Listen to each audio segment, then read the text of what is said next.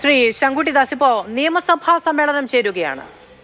ഇന്ന് ഈ റിപ്പോർട്ട് പുറത്തു വന്നാൽ നാളെ മുതൽ സ്വാഭാവികമായും വലിയ പ്രതിപക്ഷ ബഹളമുണ്ടാകും. അതുകൊണ്ട് മനഃപൂർവ്വം ഈ റിപ്പോർട്ട് വൈകിപ്പിക്കുന്നതാണ് എന്നുള്ള ആരോപണങ്ങൾ കൂടി ഒരു വശത്തുണ്ട്.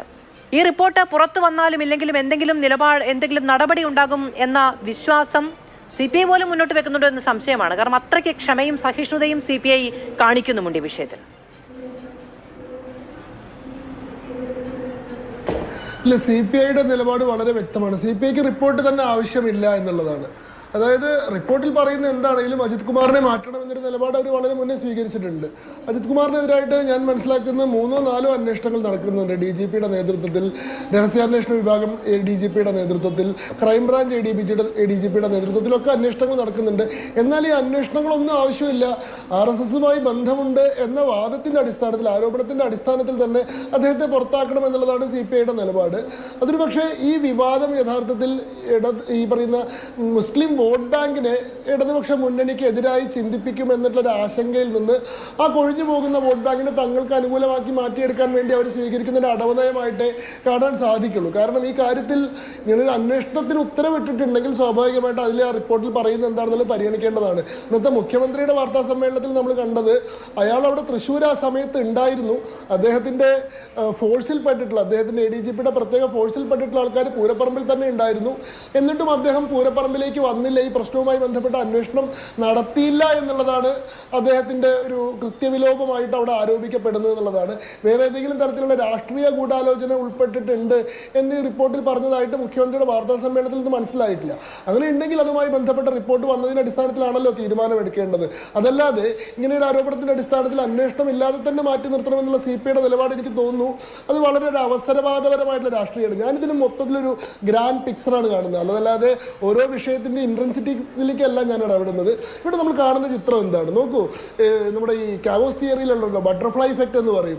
മെക്സിക്കോയിൽ ഒരു പൂമ്പാറ്റ ചിറകടിച്ചതിൻ്റെ പ്രകമ്പനം ഒരു നൂറ്റാണ്ട് കഴിയുമ്പോഴേക്കും ഒരു ഭൂമികുലുക്കമായിട്ടോ അല്ലെങ്കിൽ ഒരു കൊടുങ്കാറ്റായിട്ടോ മാറാമെന്ന് പറഞ്ഞതുപോലെ മലപ്പുറത്തെ പോലീസുകാരുടെ ഒരു മീറ്റിങ്ങിൽ SP വരാൻ വൈകിയതുമായി ബന്ധപ്പെട്ടുണ്ടായിട്ടുള്ള ഒരു പരാമർശം ഒരു സർക്കാരിനെ തന്നെ ആടി ഒലപ്പിക്കുന്ന നിലയിൽ, ഒരു മുന്നണിയെ തന്നെ പിളർക്കുന്ന നിലയിലേക്ക് മാറുന്നത് നമ്മുടെ കൺമുന്നിലാണ് നമ്മൾ കണ്ടത്.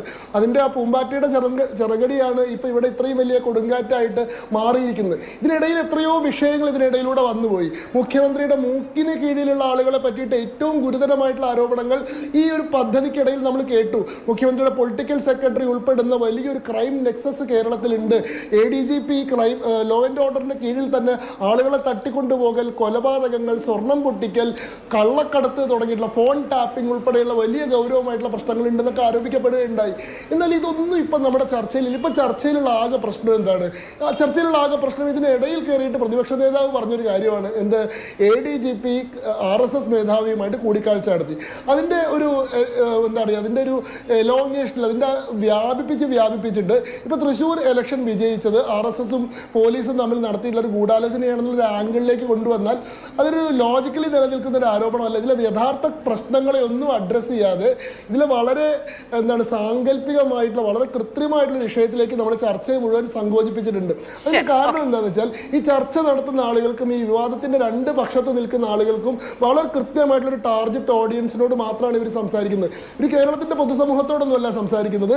ഈ കേരളത്തിന്റെ തെരഞ്ഞെടുപ്പ് രാഷ്ട്രീയത്തെ സ്വാധീനിക്കാൻ ശക്തിയും ശേഷിയും ഉണ്ടെന്ന് ഇവരെല്ലാവരും വിചാരിക്കുന്ന ഒരു പ്രത്യേക സംഘടിത വോട്ട് ബാങ്കിനോട് മാത്രമാണ് ഇവരെല്ലാവരും സംവദിച്ചുകൊണ്ടിരിക്കുന്നത്. അവരുടെ ആശങ്ക പരിഹരിക്കുക, അവരെ തൃപ്തിപ്പെടുത്തുക എന്നുള്ള നിലയിലേക്ക് നമ്മുടെ രാഷ്ട്രീയം പരിണമിച്ചതിന്റെ ചിത്രമാണ് ഇപ്പൊ നമ്മൾ കണ്ടുകൊണ്ടിരിക്കുന്നത്. വളരെ അപകടകരമായ വിഷയങ്ങളാണ് എടുത്തിട്ടുള്ളത്. ഒന്ന് അജിത് കുമാറുമായി ബന്ധപ്പെട്ട വിഷയം, മറ്റൊന്ന് PR ഇതുമായി ബന്ധപ്പെട്ട വിഷയം, മറ്റൊന്ന് യൂത്ത് കോൺഗ്രസ് നേരിടേണ്ടി വന്ന പോലീസ് അതിക്രമവുമായി ബന്ധപ്പെട്ട 3 വിഷയവും ഒരു ടാർഗറ്റ് ഓഡിയൻസിന് വേണ്ടി ആണ് എന്ന് പറയുന്നത് കുറച്ച് ബാലിശമാണ് ശ്രീ ശങ്കുട്ടിദാസ്.